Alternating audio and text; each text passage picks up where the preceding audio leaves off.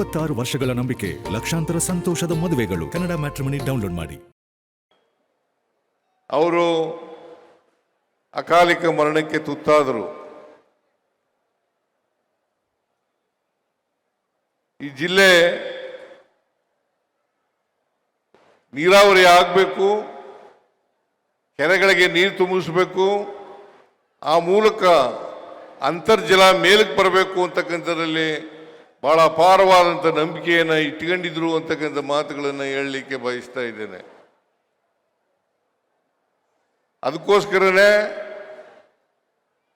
ಈ ಜಿಲ್ಲೆಯಲ್ಲಿ ಅಪ್ಪರ್ ಭದ್ರಾ ಆಗಬೇಕು ಅಂತಕ್ಕಂಥ ಮಾತುಗಳನ್ನು ಕೂಡ ಅವರು ಪದೇ ಪದೇ ನಾನು ಭೇಟಿಯಾದಾಗ ಅಪ್ಪರ್ ಭದ್ರಾಕ್ಕೆ ದುಡ್ಡು ಕೊಡಿ ಸರ್, ಅಪ್ಪರ್ ಭದ್ರಾಕ್ಕೆ ದುಡ್ಡು ಕೊಡಿ ಸರ್ ಅಂತ ಹೇಳ್ತಾ ಇದ್ರು. ಅಪ್ಪರ್ ಭದ್ರಾಕ್ಕೆ ನಮ್ಮ ಸರ್ಕಾರ ಆದ್ಯತೆಯನ್ನು ಕೊಟ್ಟಿದೆ. ಆದರೆ ಕೇಂದ್ರ ಸರ್ಕಾರದ ಮುಂದೆ ನಾವು ಅನೇಕ ಸಾರಿ ಭೇಟಿ ಮಾಡಿ ಪ್ರಧಾನಮಂತ್ರಿಗಳನ್ನು, ಹಣಕಾಸು ಮಂತ್ರಿಯನ್ನು ಬೇಡದವನು ನಾನು, DK ಶಿವಕುಮಾರ್ ಅವರೆಲ್ಲರೂ ಕೂಡ ಅವರು ಅಧ್ಯಕ್ಷರಾಗಿದ್ದರು. ನಾವೆಲ್ಲರೂ ಕೂಡ ಅನೇಕ ಸಾರಿ ಅಪ್ಪರ್ ಭದ್ರಾಕ್ಕೆ ಮಾಡಬೇಕು ಅಂತ ಒತ್ತಾಯ ಮಾಡೋದು. ಆದರೆ ಶ್ರೀಮತಿ ಹಣಕಾಸಿನ ಮಂತ್ರಿಯಾಗಿದ್ದಂಥ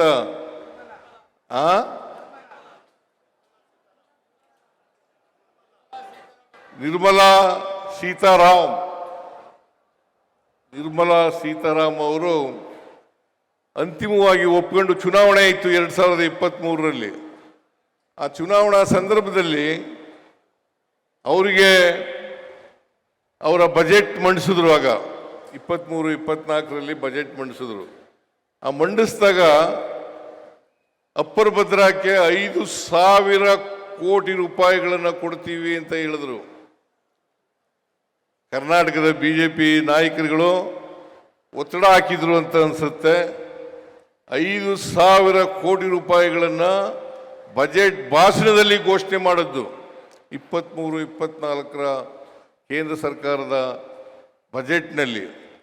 ಆದರೆ ಇವತ್ತಿನವರೆಗೆ 1 ರೂಪಾಯಿನೂ ಕೂಡ ಬರಲಿಲ್ಲ. ಅಲ್ಲಿ ಬಜೆಟ್ನಲ್ಲಿ ಘೋಷಣೆ ಮಾಡಿದ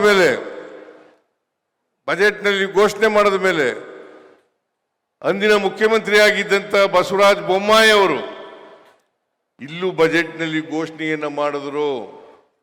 ಕೇಂದ್ರ ಸರ್ಕಾರ 5,000 ಕೋಟಿ ರೂಪಾಯಿಗಳನ್ನು ಘೋಷಣೆ ಮಾಡಿದ್ದಾರೆ, ಅದು ಬಂದೇ ಬರ್ತದೆ ಅಂತೇಳಿ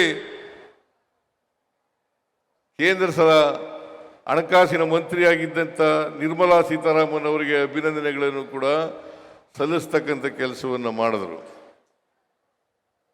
ಅಷ್ಟೇ ಅಲ್ಲ, ಅಪ್ಪರ್ ಭದ್ರಾ ಯೋಜನೆಯನ್ನ ಒಂದು ರಾಷ್ಟ್ರೀಯ ಯೋಜನೆಯನ್ನಾಗಿ ಮಾಡ್ತೀನಿ ಅಂತೇಳಿ ಘೋಷಣೆಯನ್ನ ಮಾಡಿದ್ರು.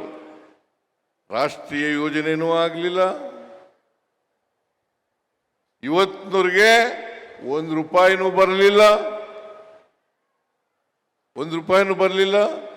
ಅನೇಕ ಸಾರಿ ನಾನು ಭೇಟಿಯಾಗಿದ್ದೆ, ನೀರಾವರಿ ಸಚಿವರು ಭೇಟಿಯಾಗಿದ್ದರು. ಅವತ್ತು ನೀರಾವರಿ ಸಚಿವರಾಗಿದ್ದಂಥ DK ಶಿವಕುಮಾರ್ ಅವರು ಕೂಡ ಭೇಟಿಯಾಗಿದ್ದರು. ಆದರೆ ಇವತ್ತಿನವರೆಗೂ 1 ರೂಪಾಯಿನೂ ಕೊಡಲಿಲ್ಲ.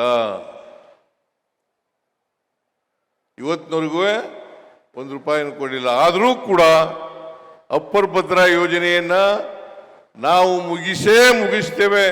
ಇದು ಸುಧಾಕರ್ ಅವರ ಆಸೆ ಆಗಿತ್ತು. 26 ವರ್ಷಗಳ ನಂಬಿಕೆ, ಲಕ್ಷಾಂತರ ಸಂತೋಷದ ಮದುವೆಗಳು. ಕನ್ನಡ ಮ್ಯಾಟ್ರಿಮನಿ ಡೌನ್ಲೋಡ್ ಮಾಡಿ.